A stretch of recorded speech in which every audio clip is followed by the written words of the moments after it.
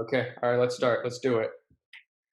Hi, everyone, whether you're watching or whether you're listening. My name is Ray Yu. I'll be your host for the very first episode of Metamorphosis. This is a name temporarily. I might change it in future. We don't know. Who the hell knows what's going to happen in the future? So today I have with me Jaime Grillo. He's a friend of mine, sort of. We never really talked Sort of. in depth, but we know each other in school. We're in the same grade. We're both rising seniors, and yeah, we're just here to talk, man. Thank you for being here. Thank you for being the first person that actually says I'm available this weekend. Who told you that? How many people told you they weren't available? I mean, I asked around 5 people. I asked two of my Chinese friends and three of my friends in the U.S. and one of them said they need to do some music composition thing, composing thing because he's going to major in music in college, and the other three they either said they're really busy this weekend and they're available next weekend. I don't know if it's an excuse or not, but I hope so. But they all seem to be pretty busy. I mean, it's application year, so who knows? True. Yeah, you're here, so that's all that matters, man. Thank you for being here. So what are you up to, man? How's it been? Can't complain. Busting tables at night, which is why I actually have to leave at 4. Okay. Other than that, I'm managing volunteers on Joe Biden's presidential campaign in Philadelphia, and everything's virtual. So I really am not leaving my house for hours on end. You want to tell us more about your what you're trying you're helping out Joe Biden's campaign and in what format? How are you doing that? Well, it's mostly digital since the campaign can't be in person at all. Mhm. So I actually spent a month down in Philly in August of 2019 to help out the campaign. So I just kind of kept those connections, and they actually asked me, "Can you help us lead volunteers? Like you'll have 2 deputies, and you'll just manage people making phone calls into different swing states. You'll host phone banks, and you'll basically reorganize volunteers into different departments as you see fit." And so I've just been doing that since summer began, even maybe a little earlier, like a month, uh, last month of school, I should say. Mhm. And so far, I can't complain. I mean, I got to stay active. I also have to actually testify for myself tomorrow in front of the Plymouth Town Select Board to seek reappointment to the Historic District Commission, but we'll see how that goes Wait, for because I what currently purpose? have uh, Testifying the and stuff. the Historic District Commission for Mhm. Plymouth. I was appointed to it, and that was in December. I actually beat out an architect. It was a 3-2 vote, but they just had a select board election, so one of the people who voted for me is actually off the boards, and I currently have to be reappointed over 6 new people who are seeking appointment to the seat. So we're going to see how that goes. I may be off the commission, I may not be. Regardless, it was a good time to serve, and we'll just have to see how well the speech I make tomorrow is. Sounds like you're doing a lot of stuff, man. That sounds really technical to me. And you said you've been doing this since the last week of school? So Since the last okay. month of school, I've been helping out the campaign more. Okay. The commission, I was appointed to in December, and there's another local commission, a steering committee that I was appointed to in November of 2018. Mhm. Wow. Yeah, I thought about this when I was preparing for our podcast. I was thinking of I want to ask you on your opinion on how this year let's just focus on the coronavirus, the pandemic first, the lockdown. How Yep. do you think the lockdown is gonna affect the just the general election? Well, I wouldn't call it lockdown; it's more quarantine. Some states have Sure. Yep. locked down, but I think it's going to change it drastically because all these people are doing mail-in ballots, and I've worked the polls in Plymouth elections, such as the special state senate election in May 19th and the local election they just had last weekend. And I noticed that for mail-in ballots, when you have elections where everyone's showing up to the polls, you have to actively ensuring that all the polling stations are cleaned. You have to clean all the pens. You have to check everyone in and everyone out, and you have to help them with the voting machine. So you really don't get to the mail in ballots unless there's either a lull in voters or until the end of the day. And in 2020, there's not going to be a lull in voters at all. Everyone's going to be in all hours of the day. You're going to be swamped with people from whenever the polls open, which I think is like 7, to when they close, which I believe is 8. And then you're going to be doing mail in ballots. And some of those ballots in other states, depending on the state laws, are going to still be coming in and still need to be counted until the next day. So we may not know the results of the election till 2, 3 days after the actual voting day. which could make things very stressful, and it could hold the election in a lot of contention. So it's going to be interesting to see how that goes, and we may not know who controls the Senate or who sits in House of Representatives until 2 or 3 days after the election on November 5th.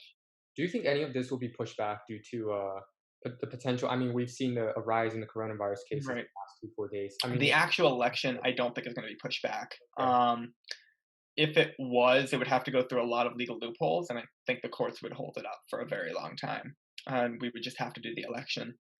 I don't see it being pushed back because of the opposition that would arise. I mean, you have people from both sides who would claim that it would hurt them. So I don't think that's I think there would be a bipartisan effort to not push it back. Uh, but we'll see. what about making it a virtual thing? Could this be The a problem with virtual Mhm. is they were going to do virtual for the Democratic primary to make voting easier. Yep. But then they realized that after Iowa caucuses, they used an app to actually do voting and report numbers, but that failed tremendously. And we didn't know Iowa caucus results for days after. And it also failed in passing security checks. So they were going to do virtual mailing or virtual voting in the Iowa caucuses, and not just the Iowa caucuses, in every Democratic primary. But they realized that that just makes us more susceptible to being hacked by either Russia, China, or any other country or person that wants to interfere in our elections. So it's a whole other set of security awareness. And frankly, I don't trust the election system if it's just going to be virtual. I think Yeah. in person or mail in ballot is the most accountable, even though, yes, it's susceptible to human mistakes. I mean, who knows what's happening with virtual? There are so many digital loopholes that you're going to have to clear, and so many security breaches that you're going to have to be aware of, because who knows what's going to happen. Sure, but what if let's just say it probably won't happen this year, but could this be Mhm. a trajectory? Could this be a trend that we're going towards, that we're just maybe we're trying to move a little bit towards doing virtual voting like in 2024, or like we're just moving that way, or we can maybe do both. If some places, when you have good internet connection, you don't have to like physically be there in order to vote. I mean, it's about, I believe like at least 80% of the people in America is like has access to internet. If I'm yeah, so do you think I that's a mean, possible? I think it's a trajectory that we could aim for. But you mentioned 80% of people have access to internet, but is that going to make people any more likely to actually vote if it's just at their fingertips? I mean, For young mail-in people, ballot I would say yeah, that could be maybe, the case. but I would still be nervous about the security concerns. I mean, there's Sure. no such thing as foolproof technology, Mhm. and there's no such thing as a foolproof program. They actually had some sort of hackathon meeting where they could attempt to like hack 1,000 different types of voting machines, and it's like this daily gathering to see the security of our election system. And they could hack them all. So it's going to be interesting to see if we can actually put it online. But I definitely think we're going to integrate technology more in reporting of numbers, and there's going to be a lot less need for more people at polling stations, since we can always have technology account for some, like checking in and checking people out can definitely be used to streamline and make polling stations more efficient when people go to vote. So I Mhm. think that'll definitely be something we're aiming for. I don't know where we're going to be in terms of online voting or virtual voting. Mhm. Okay. Now that we're on the topic of election, I just want to ask you. During the Democratic primary, were you supporting Biden at the beginning, Yes, or you kind of okay? So I you was were always with supporting him. Biden at the beginning. Yeah, that's really what it is. Are you I happy with the was, results? I mean, Bernie got 30%. How many votes did Bernie get? yep, he Okay. got a decent number. It was less than 2016, but I think that was mostly because people saw Biden as more of a stability choice. Trump was too much of a risk. They voted for him because he was different. I don't think people wanted something that was much different, or at least a certain demographic of people. I know my age group definitely wanted change, and I did too. But I saw Biden as a transition president. I saw him as someone who could serve one term and fight for a lot of different changes. I mean, he's going to be the most progressive president if he's elected. I mean, Obama was not nearly as progressive as he was. Obama actually never ran for president on the issue supporting gay marriage. He always opposed it for religious reasons, to appeal to some of his bases, such as more religious African Americans or religious white Americans in swing states. Mhm. Hillary Clinton, I think, was the first Democratic nominee to actually run on LGBTQ rights. Biden is the first nominee to run and promise in his first 100 days of victory for LGBTQ Americans by signing the Equality Act. He's seeking to make public college free for anyone whose family makes under $150,000, I believe. Maybe it's 100,000, but don't quote me on that. He's also looking to lower drug prices, and he's looking to do a lot of good. I think he could be a very effective 4-year president because he's not someone who's going to need to pander to any one side on any issue, because he's not going to seek re-election. He's going to seek 4 terms and do as much as he can in those 4 years, or 4 years, and do as much as he can in that one term. Hmm. So we're going to see how it goes, and it also depends on who controls the Senate. I mean, you have races in Colorado, Arizona that are tilting towards us, but you also have Montana that's also, Steve Bullock is doing a lot of good there as he seeks to take back the second Senate seat. And we could also win in Maine with Sarah Gideon. We could also win in Iowa with Joni Ernst, or I'm sorry, not Joni Ernst, defeat Joni Ernst with, what's her name? Teresa Greenfield. She calls herself a scrappy farm girl. I think that's what Democrats need in the Midwest if we want to take back the Senate. But right now, Republicans have pretty much given up on funding House races. I mean, if you look at the numbers, Democrats outspend them in House fundraising like millions of dollars. Okay. Now I want to Yeah, pause you for a second there because of course, I'm this going might get off on a very, tangent. very complicated. I mean, I'm having a hard time following you, but go back a little bit. When you said uh, Trump is sort of like a transitional president, what do you mean by that? Like it's I a don't mean Trump's a transitional president. Biden could be a transitional president. Trump okay. was meant as a change. The Hmm. reason people like him is because he's not a politician. Yep.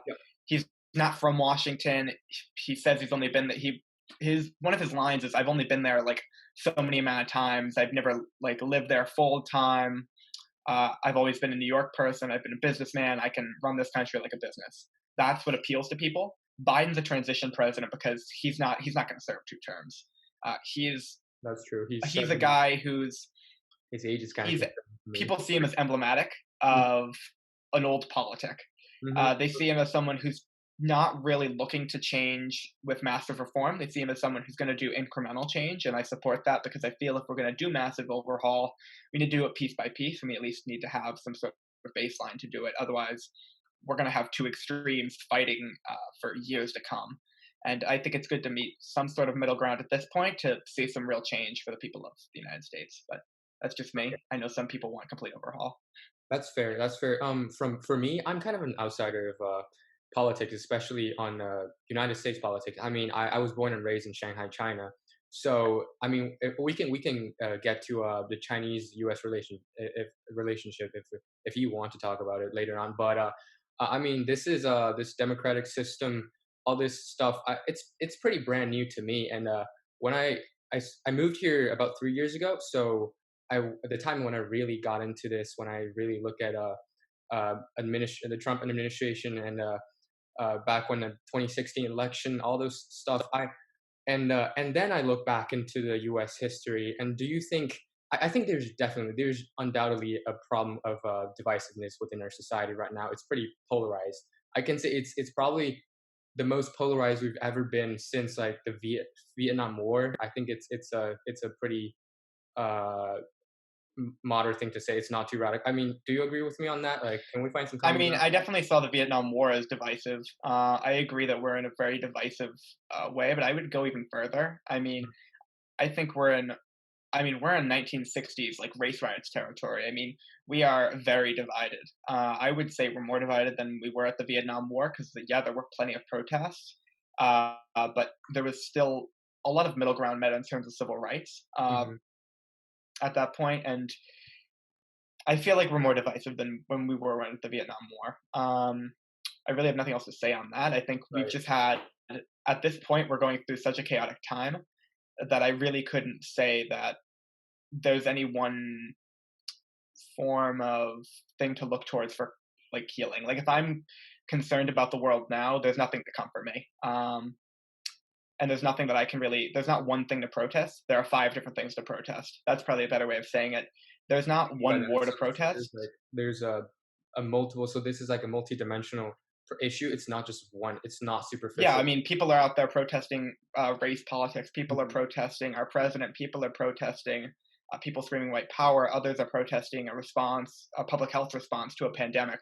There's not one war going on. There are three wars. Sure. There's a war in our own society based on skin color. There's a war in our own government based on which policy is appropriate.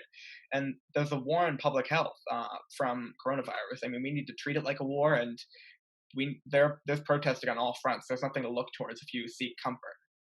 Um, Mhm. but I think you need to get Um, uncomfortable if you want to actually do something with your life. mhm. From your perspective, what do you think is the biggest fault and the thing that Trump's done the best, like during his 4 year of presidency? I don't know what he would do best. I have seen him brag a lot about the economy, but if you actually look at the statistics, unemployment dropped actually three times, or not three times, significantly more under Obama than Trump. I'm trying to think of the exact numbers, but I know he was in double digits unemployment at the beginning of his term, Well, Obama. there's this argument He that dropped it to 5%. I mean, but Obama was elected when the economy was the absolute worst, right? It was 2008. So there's Right, but only certain people could bring that back. I mean, Trump was elected when the economy was doing okay, and true, true. arguably now we actually have the highest unemployment claim rates since we've seen since even the 1930s, the Great Depression. And he can't really brag about having such a great economy because he's not doing anything to save these jobs. He's not doing anything to save the minimum wage jobs, and he's not doing much to bring jobs back to America. I mean, a trade war with China is not good because they can just move their companies overseas. If we start jacking up tariffs, companies are not going to want to return to a nation that bullies them, and they're not going to want to give jobs to people when the president's being abrasive to them, when he's trying to undermine private industry overseas. I don't, and at the same time, you can brag about getting people jobs, but when you say, "Oh, we have 3,000 new jobs," say we have 3,000 new jobs in a city, there's probably that all those jobs are probably going to 1,000 people. We probably have multiple people working three jobs in their lifetime just to pay for their children, to pay for their health care. I mean, just saying someone has a job doesn't mean they're above the poverty line. It doesn't mean they're living in a livable wage. It could mean that they have three of those new jobs. I So think one job should be enough, and I don't know that he's done enough to support the economy the way he says. I couldn't tell you the best thing he's done, so and sure. So from what you said last, do you think there's a better sort of way to look at, like, is there a better statistics to look at? You said there are people that are probably working three jobs just to pay for probably healthcare and etc. So this number of unemployment might be bloated a little bit, it might be exaggerated a little bit. So do you think there's a better measurement? Because for example, a lot of people disagree with the GDP is the best way to look at our economy, and a lot of people say the median male income is the best way to actually look at the economy of the U.S. currently. So, what do you think could be a better measurement, or what's your, because it's pretty easy to say. I mean, unemployment rate is down now. However, there are people that are working multiple jobs, so it doesn't necessarily mean that the people that are actually in poverty are actually doing better. At least they have a job and can feed themselves now. So, what do you think could be a better measurement? Um, uh, and also, we all have to realize that this is a very special time period. And I think the unemployment rate is also a bit exaggerated, but I just want to say, objectively, Trump has done a pretty awful job. I'm a conservative myself, but Trump has done an absolutely awful job of dealing with coronavirus. But what do you think really happened in the U.S. that made our unemployment just go up so high? And when we look at the European nations, even Italy and Spain, those the most hard the countries that were hit the hardest, their unemployment didn't like spike that drastically. What do you think are the some of the issues, and how can Biden maybe do better in your opinion? I think it's a matter of how you respond. I mean, Italy's cases are now significantly lower than they were before. We are by far the worst nation in terms of coronavirus, I would say, and we're resurging. I mean, state after state is hitting new highs. So I think it all comes down to how you respond. Italy Mhm. responded appropriately by instituting quarantines. I believe, they instituted a lot of different regulations on who can come in and leave the country, and they had a lot of public health policies put in place, so they were able to like catch it. Yeah, people were out of work for a certain period of time, but they could go Mhm. back to work. They knew they had jobs. The Okay. US we've been going through a pandemic for the majority of the year. We're going to be going through this for the majority of the year until at least the beginning of 2021. I mean, that's month after month of small businesses being closed. That's months of large stores like J.C. Penney's having to close certain stores because people can't enter them. That's struggling retail businesses having to shutter more of their locations. Those are jobs going away. It comes down to how quickly you can get rid of I would say, the surge of the virus in the nation before you can reopen. That's dependent on whether those jobs go for good or they go temporarily. So also it comes down to how we're actually paying people. I mean, Andrew Yang has advocated for like a freedom dividend, and Right. we actually did that to get people money, but we did that for like $1,000, $2,000 one time. We I have mean, that's countries like really is it Australia, England, who are actively paying their people, and the reason unemployment wouldn't be so horrible if we could actually give money to our citizens to support themselves. But we have people going hungry. We have people who depend on food bank. I mean, I know someone in Massachusetts who he was eating mayonnaise sandwiches because his family, they were unemployed and they weren't getting money from the government to actually support themselves. And unemployment, I believe, only goes for 6 months. You can't actively, what happens when that runs out? What happens when you have nowhere else to turn and you have no one supporting you? I feel like it kills the American dream if you aren't actively being supported by the government to at least meet some sort of humanitarian standard. I mean, that's the point of the American dream. You're supported with enough food and basic needs to strive to make the country a better place and build yourself up. If there's no baseline, then people are just going to fall deeper and deeper into poverty, and it's a never-ending cycle. So I think it all comes down to how quickly you respond to the virus to determine whether jobs become temporarily unavailable or permanently gone. So I feel like Biden can respond better by actually pulling the economy back up on its feet. He actually administered the Recovery Act under the Obama administration, which saved roughly 14 million jobs I believe they were union jobs. Correct me if I'm wrong. I feel like they were in the most of them were in the industrial Midwest, which is why he's actually pretty popular in Michigan. So he actually helped a lot of people with administering the Recovery Act, and I think he can bring more jobs, and especially with his push for a greener economy, that's something we can push for to get jobs in infrastructure, get jobs in energy, and that'll help resurge the economy. But I think it's going to take more than just a 4-year, one-term president to bring back the economy after it's been this hard hit. I think it's going to matter over the next 10, 20 years how we now respond. okay. Now, can we get into the specificities of, the Recovery Act? I believe that's what you said? I'm not as, very familiar with, Biden's campaign, so what is his plan to bring back a lot of jobs that Trump isn't doing? Most of his plans actually revolve around investing a lot of money in a green economy. So he wants to make a 100%, I believe, green efficient economy, something along those lines, by 2050. And that would include infrastructure improvements on our highways. I would include buildings using green energy. Sorry, green energy being used to help fuel buildings in the government. He wants to ensure that we have just a lot of different solar panels, for example, investments in solar energy and wind energy. That's all construction jobs. Those are infrastructure jobs. He wants to ensure that we have people working in the energy sector. He wants to invest, I believe it's $1.7 trillion into a green economy, into an efficient green economy, which is enough to revive the economy somewhat. But again, we're thinking about how do we bring back all those minimum wage paying jobs to actually support the people that need them. And Um, that's something that only time can tell. I mean, you're going to have a lot more economic programs. And I feel like if he were to get that specific now, it's not going to catch people's needed attention because right now his job is to win the election. But I'm sure the campaign has plenty of policies to work on because when they are in the White House, 4 years will fly by. I believe within the Republican Party, I think I heard about this about 2, 3 weeks ago. They were also discussing there was this disagreement upon how much money should go to the, rebuilding like, the building of the infrastructure to provide more jobs. They have a disagreement on whether how to spend this, how many was it $3 trillion budget they're planning on, to have a second stimulus check to people. How do you think, currently we should, spend this money? The stimulus check, if it's administered, Yeah. I would say it would depend on household. I mean, I couldn't tell a woman who's on food stamps in Oklahoma how to spend a government issued amount of money. I mean, it's all that comes down to basic human needs. If you need food, spend it on food. If you need to pay for healthcare, or you need some sort of minor checkup, pay for it. If you need dental care for your kids, if you need to pay taxes, use that money. I mean, if you need to pay rent, use that money. I don't know why some of our states and cities haven't put uh, like freezes on rent. I don't know if they could put freezes on rent. They could put freezes on uh, certain. basic needs like healthcare or food. You can do price stops.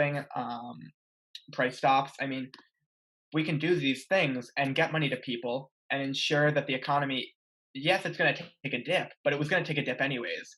It's a matter of how you recover. Mhm. I mean, yes, there was a massive spike of joblessness after '08 from the crash. And yes, that did make Obama's job easier, but it's not easy when you have to seek to bring back millions of jobs back to the United States. I mean, there are people that can't do that. Yes, you can say it always will improve, but how fast do you want it to improve? So I think it all matters and comes down to based on how each household can use that money, because however they can get back on their feet is what we're really looking for. It's building up another household, building up the American economy is something that has to be done ground up. And I can't tell someone who's in a completely different situation than I am Mhm. how to spend the money that they need to survive. Okay, maybe I phrased it a bit oddly. So what I'm trying to say is that there's been a lot of complaints about how Trump supports the businesses, wants to help the businesses endure, no matter how big or small they are. Trump wants to invest the money of all those businesses, and a lot of those people. The reason why people are suspicious about this is because a lot of those small businesses are suspected to not survive these sorts of up and down of the economy. And then this coronavirus might just expose them of their vulnerability. But now we're investing money back into the economy and saving those little small businesses. And instead of actually giving people, the people that are living paycheck to paycheck, those money. And that's what Trump is. Um, that's what a lot of people said Trump is doing wrong. But also, what do you think about this issue? And but on the other side of this on the other side of this issue, if let's just say we stop helping those businesses and just let them, like, it's sort of like natural selection, let it take place, and we give money to the individuals. And you said you don't know, you don't know, and you have no uh, willingness to tell them how to spend the money, right? But if Right. we trickle that down to the entire population, I mean, we've only had one like legitimate stimulus check so Yep. far, And and that's yeah. there's only been rumors going around about the second one, and we don't know when it's gonna happen or how is it gonna happen. As a matter of fact, I'm in the stock market right now, and I've been seeing like recent decline on the stock market. I mean, Oh, absolutely. The there was a very quick recovery, I believe, in late March, early April, but we're kind of declining oh, it's again. going back down. It's absolutely going back down. Yeah, absolutely, and because of the inclination of the spike of the coronavirus cases, I believe it's gonna take a I huge think hit.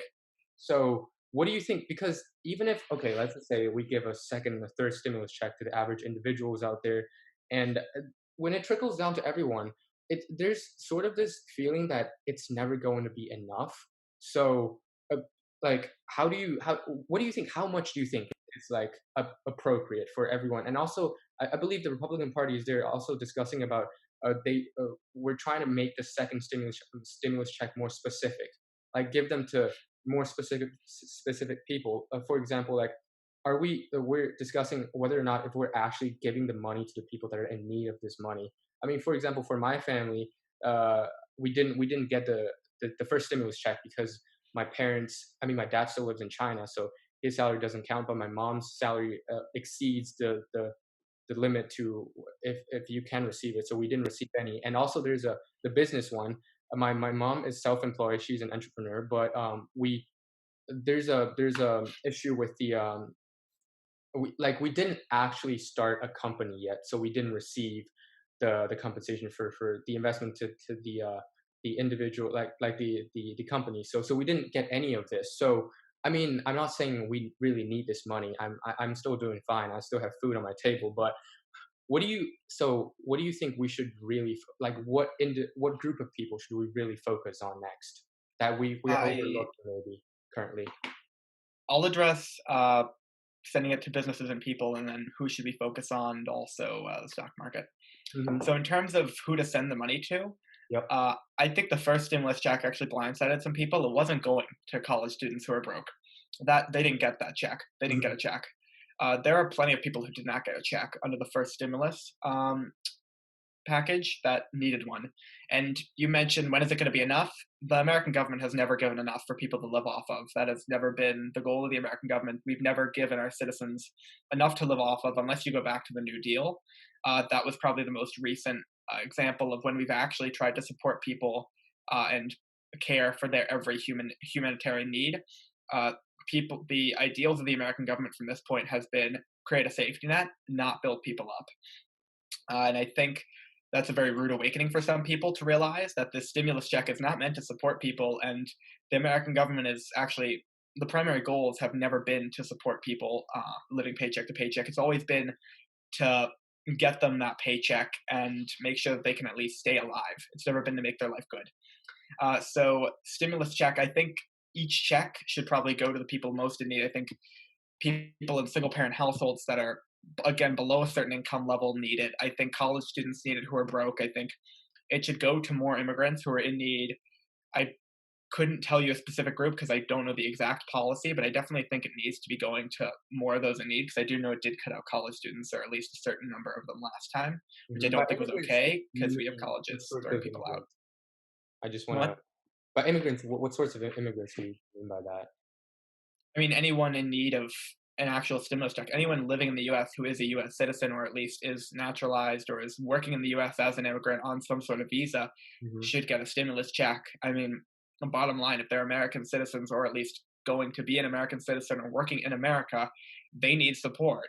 Like, we're all under the same economy, we're all living in the same country. We should all be getting the same amount of support as our neighbors and our friends. Well, I totally agree with you on the neutralized citizens on that part. So what do you think of, because I have a lot of friends from China, they're either students or they've just graduated, they just got their master's degree and they're trying to find a job. If they can't find a job, I mean they're on their visa right now, so if they can't find a job, they'll go back to China.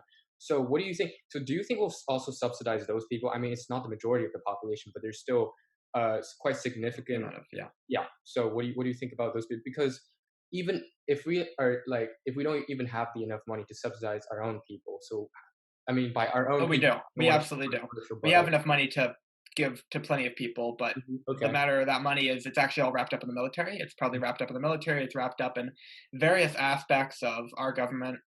And a lot of that probably goes to useless funding. I mean, if you look at the Massachusetts state budget, there's about $100,000 that is allocated to Cape Cod tornado awareness. There are plenty of unnecessary things in our budget, state by state, in our budget nationally. There's things we don't need money for. And there's things that we could cut and easily fund these stimulus checks. In fact, the U.S. government sent money to dead people. That sent a lot of money to dead people because of faulty records that they kept. Wait, faulty So, records? What do you mean oh by yeah, there was money going to dead people in terms of stimulus checks, in terms of not stimulus checks, in terms of unemployment and stimulus checks. So, I mean, we could definitely help students who are staying here who are looking for another job. I think it just matters to how we keep track of making sure they are looking for a job. It matters if we keep track of how many are students.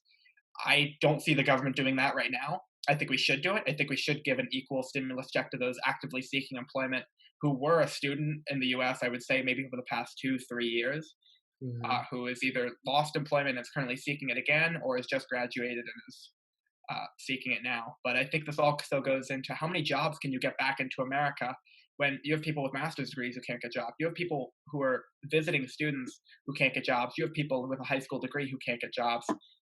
Um, at this point, you need to support them. Otherwise, there's not going to be food on their table. They're gonna lose their home because of rent, and there are children that they need to support. So Mhm. Mhm. Yeah, that makes a lot of sense.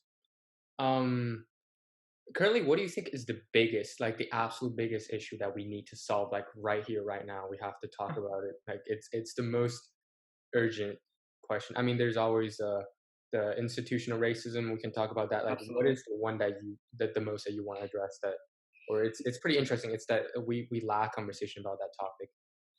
I think we need a conversation on institutional racism. I don't Mhm. think it's something that can be solved. It's something that can be bettered. There's always going to be I racism. agree There's with that. always going to be differences in human society. I don't think you can ever fix that because there's no such thing as a perfect society. There's no such thing as an always equal society, and that's a horrible thing to say, but it's true. I mean, you'll never get true equality. You'll only ever get closer and closer and closer. What we need to do is have a conversation about how to get closer. And with institutional racism, with trying to heal the wounds that are currently ravaging different communities across this country, that also brings the question of who's actually benefiting from the government's policy in terms of economic relief, in terms of education.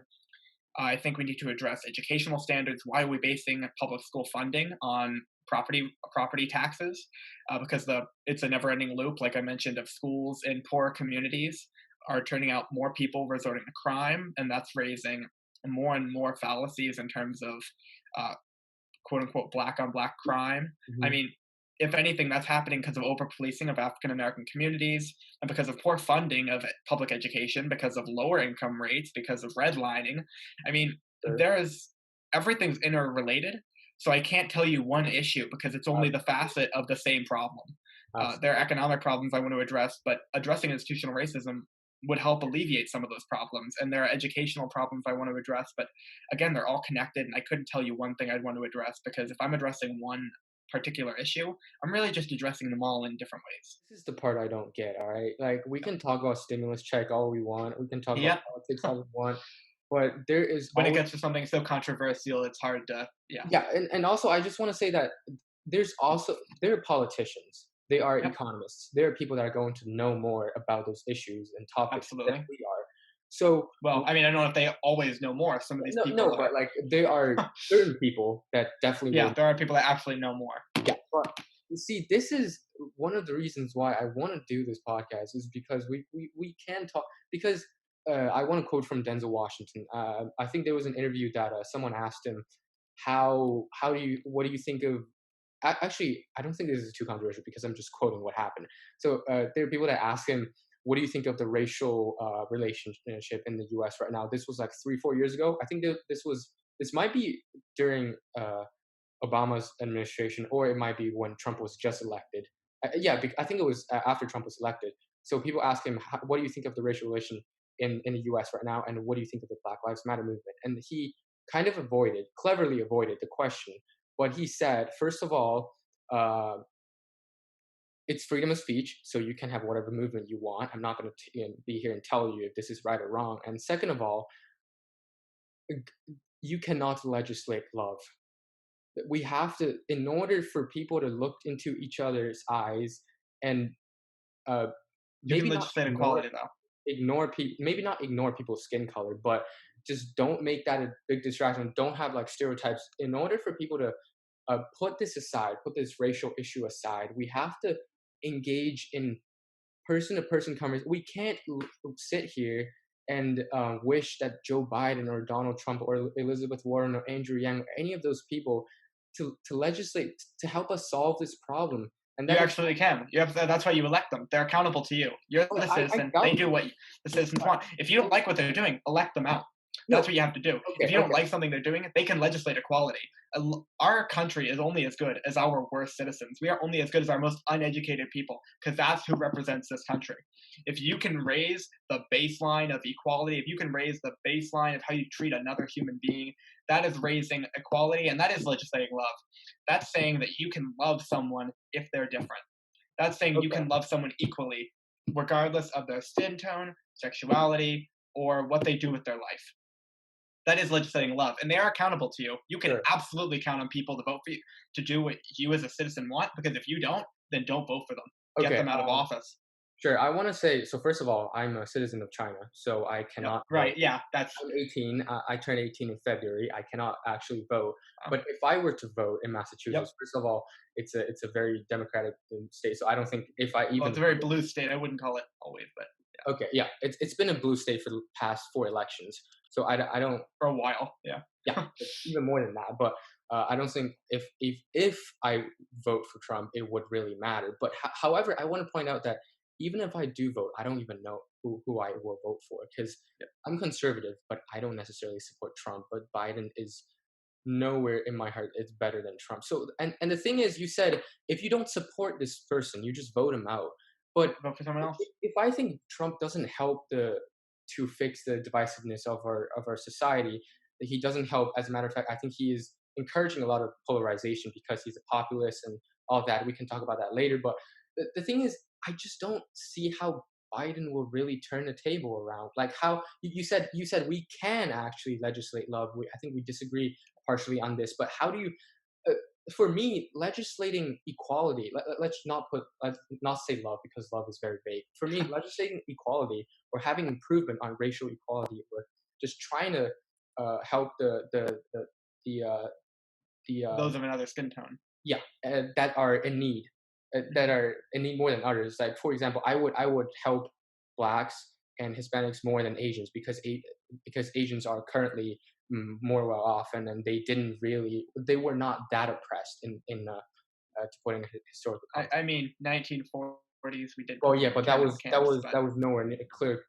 yeah, that wasn't nearly as long as hundreds of years of Yeah, slavery, but it's still horrible. yeah. I mean, I wrote a history final paper on 1882 Chinese Exclusion Act. So I've been through all this, but Yeah. there's no way nowhere as close to how horrifying slavery was. But yeah, we should definitely address the issue of Black Americans first.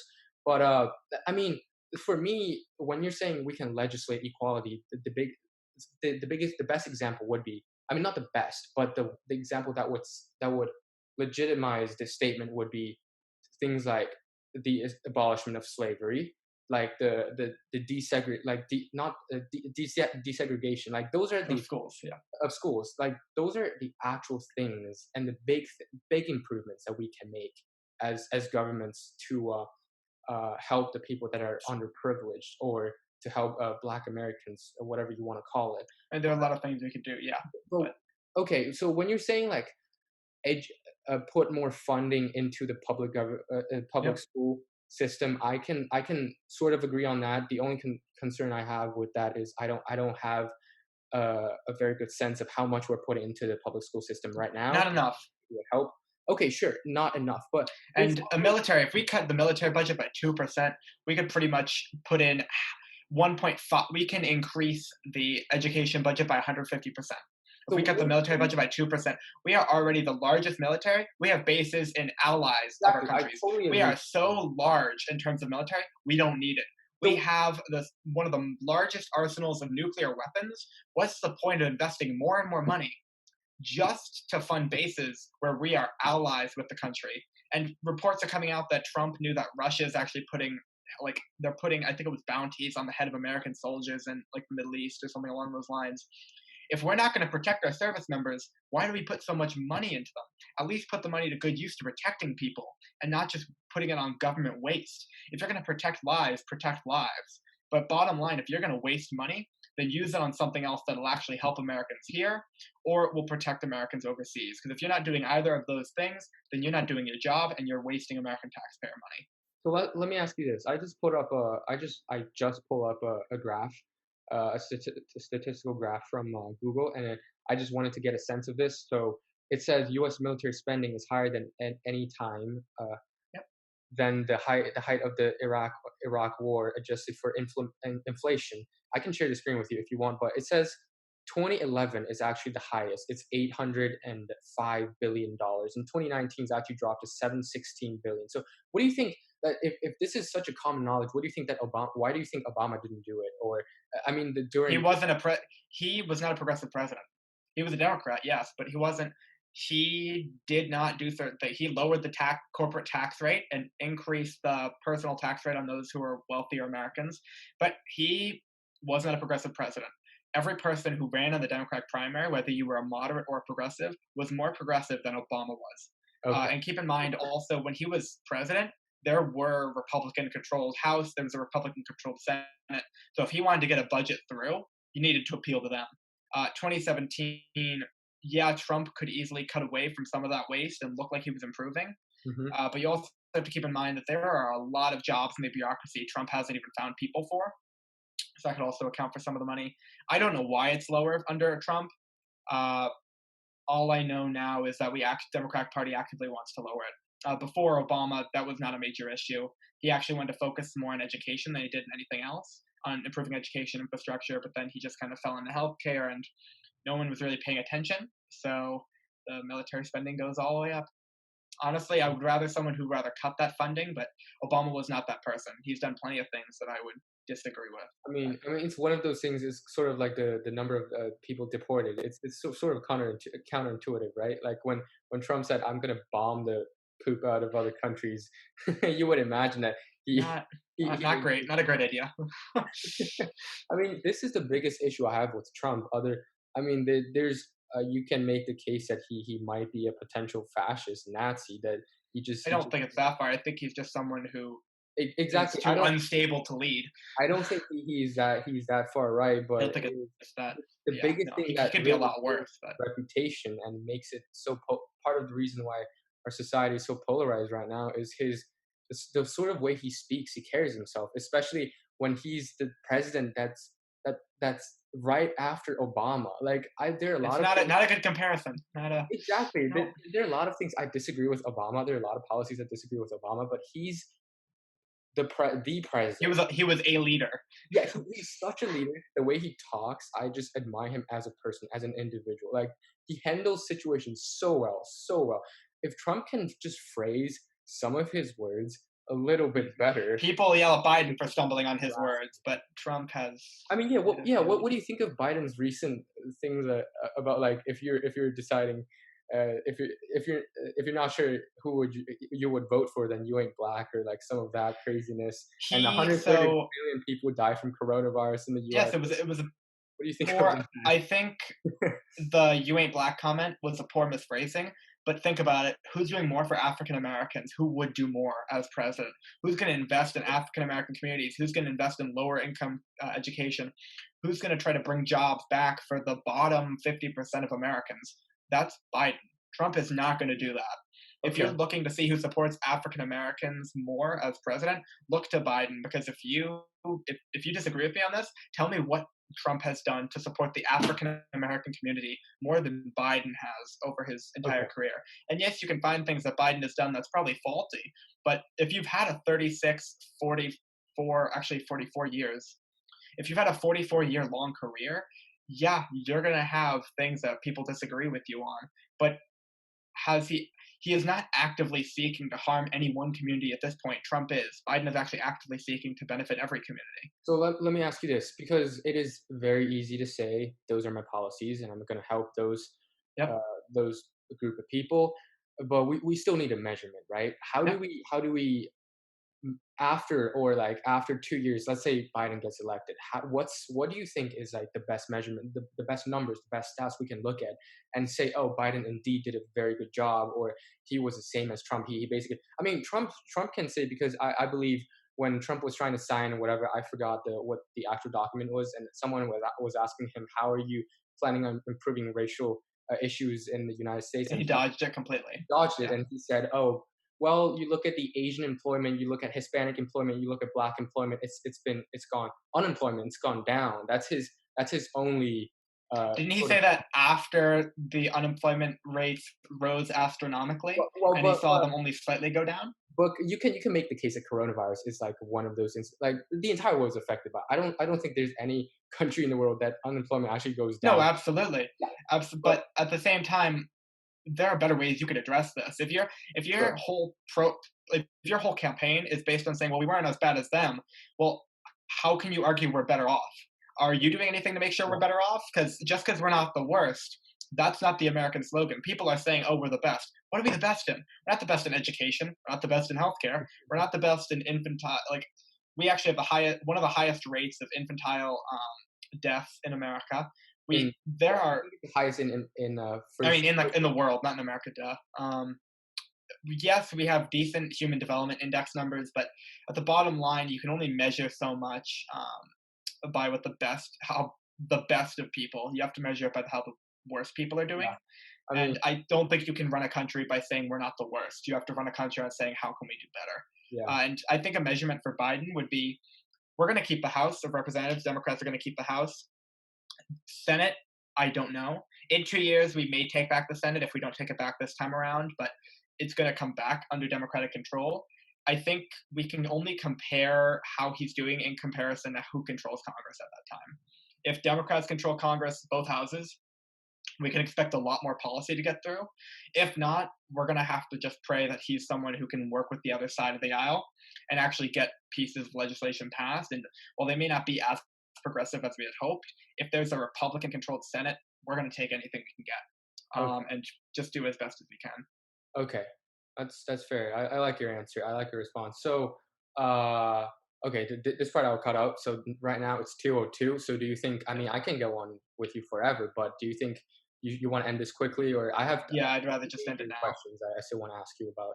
Maybe another 10-15 minutes. Do you think it's fine? Yeah, I can do the 10 minutes. Okay, thank you so much. Thank you for the suggestion because that's also why I reached out to you, and I'm very glad that you're the first person that's going to do this with me because I have absolutely no clue what kind of content will get censored. So it's good to know that I can't Yeah, use. we're gonna see how this goes. All right, all right. So the first one I want to ask you about is, so what if Trump gets reelected? What do you think we can do, especially as young people? Because I actually, do you know Larry Elder? No, He's I'm a not he's a sure. black conservative. Actually, he addressed a lot of issues on Black Lives Matter. I'm not going to get into that, but I actually wrote a letter to him. And I didn't get a response from him.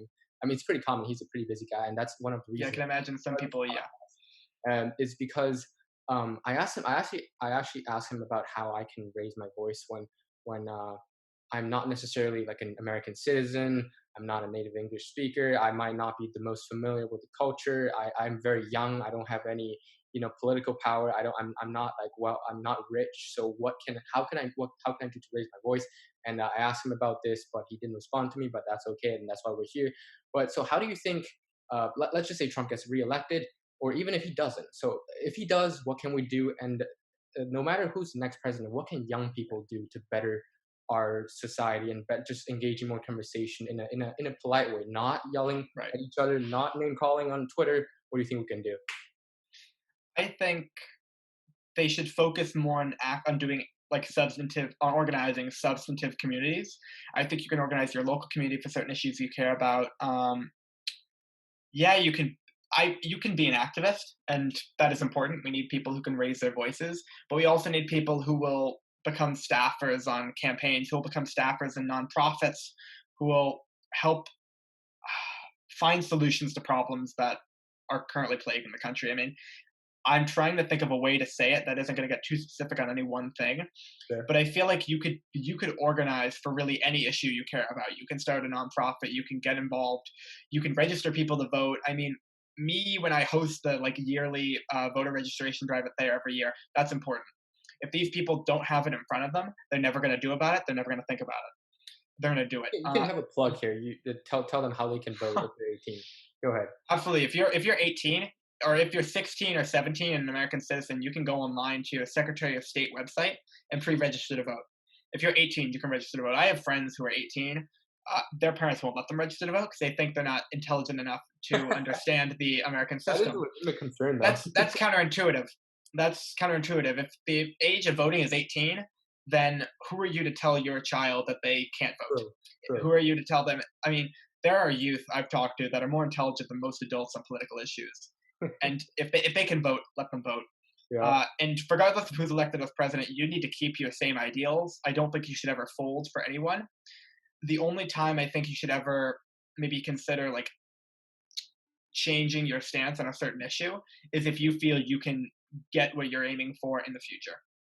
I don't think you have to be pragmatic, but you also have to have some sort of base of ideals that you're actively fighting for, regardless of who's president and who's not. You have to have a timeline where you'd like to see yourself, and you have to have a timeline of where you'd like to see the country or you'd like to see another issue. I mean, there are young people fighting for a Green New Deal. There are young people fighting for better healthcare. There are young people fighting for better education. And there are young people fighting for more conservative agendas. There are young people who are very engaged by Trump, who are very engaged by Republicans. And if they're seeking out different, say, tax code, if they're seeking out a different economic response, if they're seeking out different social policies, let them. I encourage all of my friends, whether you're Republican, Democrat, Libertarian, Green Party, register and vote. Because at this point, I would hate you more if you don't vote at all. And I'm not going to hate you if you're a Republican. I'm not going to hate you if you're another party. I'm going to hate you if you don't vote. I don't care if you're a Democrat. I'm going to hate you if you don't vote. I don't care if you're a Republican. I'll hate you. You don't vote. I mean, if you can't vote, that's understandable. But if you actively don't choose to use the power that you have as a citizen, then there are millions of people who would like to be in your shoes to have democratically elected representatives. Use that power and understand that what you're doing matters. Because when you go to vote, like I understand you said as a conservative, you don't know how your vote's going to change anything in Massachusetts. Right. That's understandable, but keep in mind on that ballot, there's not just president. You're going to vote for president. You're going to vote for your representative in Congress, your U.S. senator, your governor, your state senator, your state representative, and there are town elections on different days. Some are in the summer, some are in the fall. And those elections are separated by less than 10 votes most of the time. They're separated by 5, 6 votes. I know some of them that have been separated by 1 or 2 votes. Some of them have been tied. You don't know. If you have the ability to vote, if you're a conservative, you have to go, you have to vote in local elections because that's school board. That's they just had to cut 50 positions actually in our public school system, and that went to the school board. If that's select board, and this is Massachusetts specific, that's town meeting, and state rep and state senate are equally as important. I mean, research who you're going to vote for, research who the candidates are on the ballot. Doesn't matter your political party, because think of how many people are conservative and saying, well, if I don't vote, what's going to change? If I vote, what's going to change?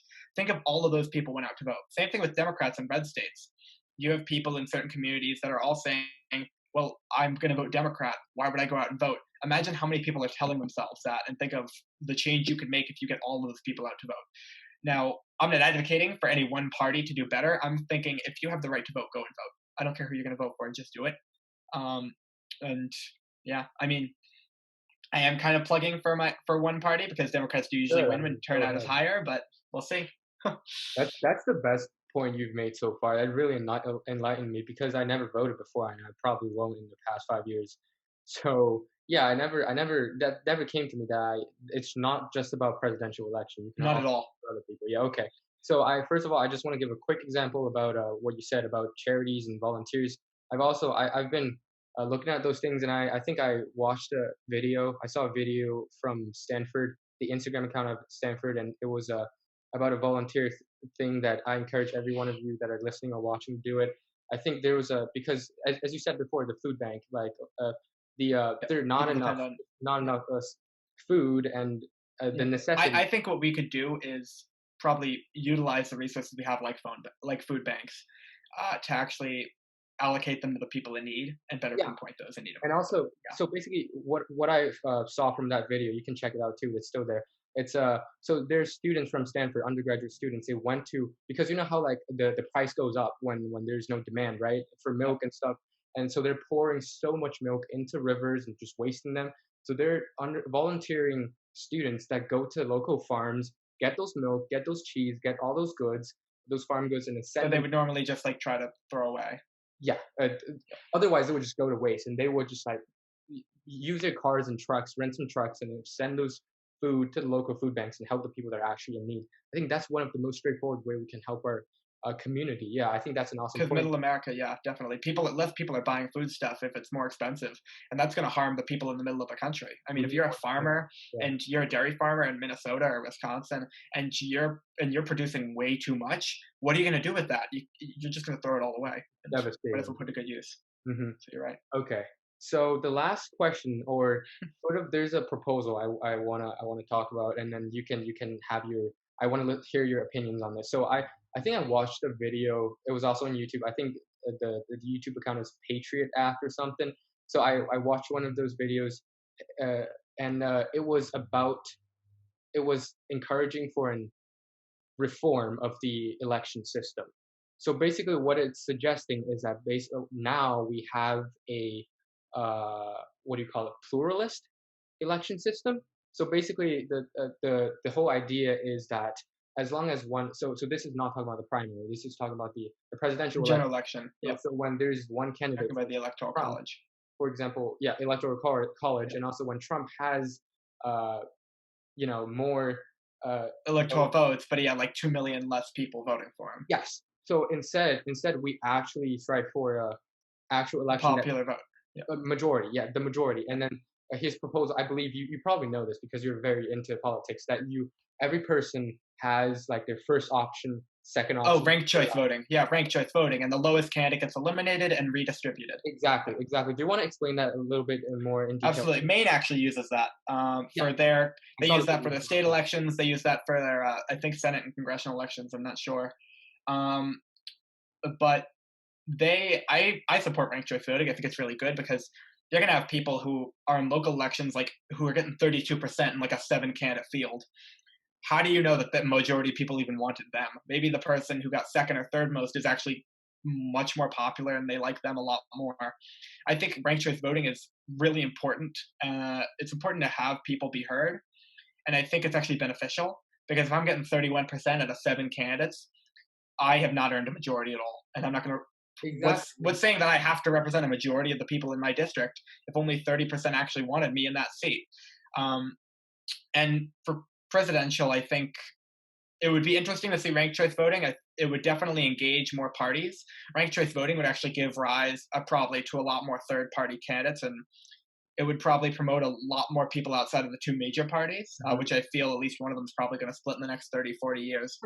We'll But see. We'll see. yeah, we'll see. Uh, but yeah, that's where I stand on ranked choice voting. In terms of the electoral college, I I can't remember the exact numbers, but by a certain date, we're gonna have like 32 senators representing more than half, or more than 60% of the U.S. population, because of how U.S. senators are allocated to each state, and that's just showing a series of unfair representation in the U.S. Senate, and it's also showing an electoral problem with the electoral college. I mean, if you have less than 60% of people, less than 40% of people in the country deciding who's going to be the head of the executive branch, that raises a whole slew of problems. Hmm. I'm fine with two senators per state because I think that's part of the Constitution. You want a federal representative body, and you also want the House to ensure that, based on population, everyone's fairly represented.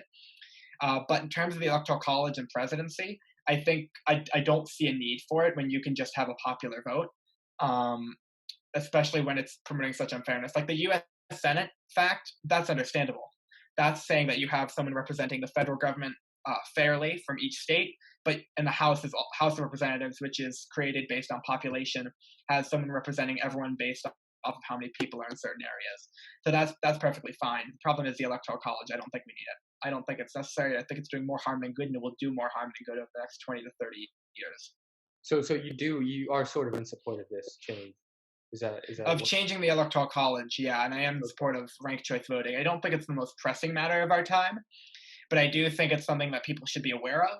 I just Uh, yeah. I in just think terms of what's happening now, I think we need to address the crises, but I sure. would agree the electoral college we should probably start to Definitely. phase it out. See, the thing is, I think this is part of the issue because the two most obvious benefits I think that we can have if we Absolutely. have this sort of reform is first, there are more people that are going to run for independent because they might have a chance, a legitimate chance to And they can actually speak their across the issues. table. Yes, be in a discussion. And also, I think, dude, are you familiar with the Joe Rogan podcast? I think they were talking about okay, Yang in 2020. I'm actually a supporter of Yang, but fuck here, but actually, yeah, I think we should encourage more people to join in and just have more opinions. And also, I think when you talk about Maine, I saw a video of the two candidates, and they were actually together encouraging. So there, I think there was a woman and a man, and then they both said you can vote for me first and vote for him second, and the other is that you can vote for me first and vote for her second. That's a very good uh, like environment to create. Unity. We need Yeah. more cooperation. We can't just be like, oh, Biden has dementia. Oh, Trump is a racist. That just doesn't work for me. Like I think we really should engage in more conversation. And last but not least, uh, it just helps prevent us from choosing a really Right. radical And pole. in reform too, like when you mention electoral reform, campaign finance reform is necessary. I Mhm. mean, Okay. there's a Supreme Court ruling, Citizens United, that says corporations can donate as if they're people.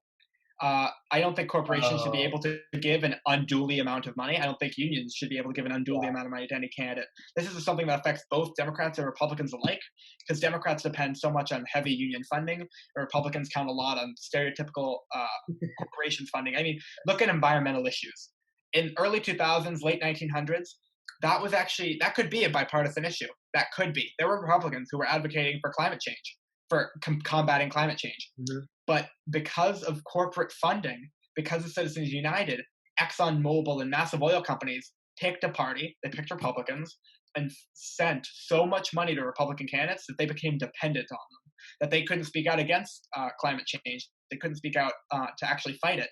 So it became a political issue because of campaign finance problems. And if we hadn't had that, climate change might actually be an excellent bipartisan problem. But since so many Republicans and even some Democrats are dependent on big oil money and are dependent on money from big pharma, they're not going to combat the problems in our healthcare systems. They're not going to combat the problems in our systems to combat climate change. So I think you need to actually, but the problem is I don't know how you're going to address campaign finance. It's like the hardest thing to get to because everyone's affected by it, and the change that needs to happen, I think at this point has to come from the courts. because a legislature isn't going to actively look to undermine themselves or their colleagues. Mhm. And I don't. I think it needs to be done through the courts.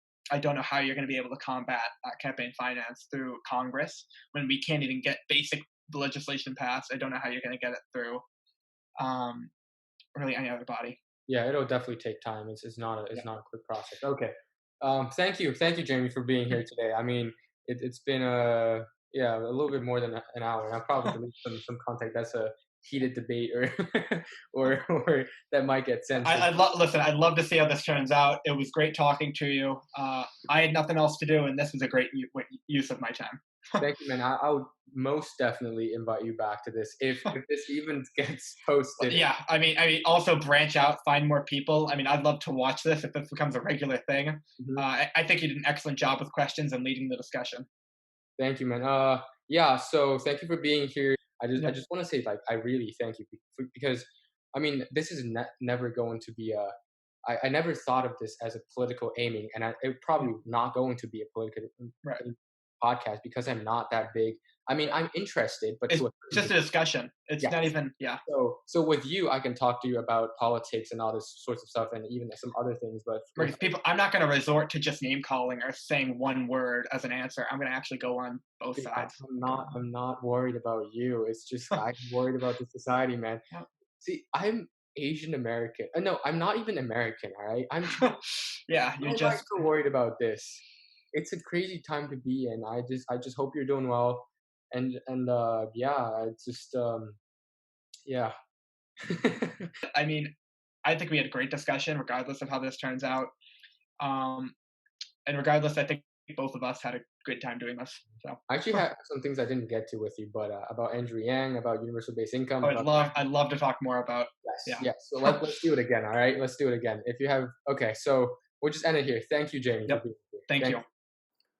What's up, y'all? It's Ray again. My hair's getting ridiculously long and it's kind of hot in here. But I just want to say thank you. If you watched this video up to this point, I'm incredibly proud of you. Or even if you skipped to this point, I'm still happy and I'm still grateful of your support. Feel free to drop a like, leave a comment down below, or subscribe to the channel. One of you guys might just be my very first viewer, or if you want to become one, my very first subscriber.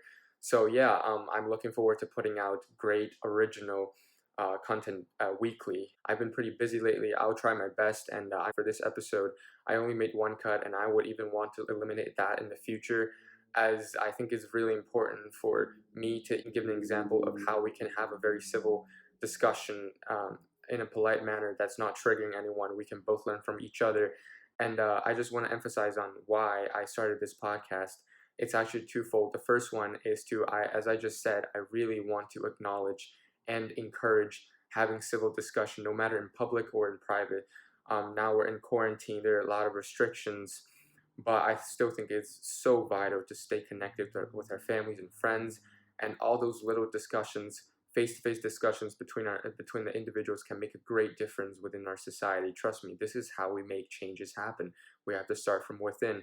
And yeah, just have some private discussions with your friends. In private, you guys really don't have to care about that much taboo. Just remember to always remain polite and respectful. That's very important. And the second reason why I started this podcast is because I want to hold myself accountable. A lot of times recently, I've had some identity crisis and I've just struggled with time management. I think a lot of you guys can relate because of, we can't really go anywhere. I live in Boston, and I mean, our cases are down, but there are still some social unrest. And I just think that I really need to do some project in this time to make my life a little bit more meaningful. And yeah, those are just the reasons why I want to do podcasts. Again, if you guys have any great ideas, just comment down below, or just anything you guys want to say. Maybe you want to mock me a little bit. I'm not a native English speaker, so I might stumble upon my words, but I still want to put out the most original footage there so I can give an example of myself, just having a normal conversation with other people, with other great peers, or maybe people older or younger than me. What matters is having a respectful manner and being willing to talk to other people. And yeah, we have to start from within, and there's nothing too controversial in my opinion. So please just start talking to other people, and feel free to share my content with others. And yeah, uh, never cease to be awesome. keep grinding, and remember, just hard work always pay off. Thank you for tuning in, and I'll see you next week.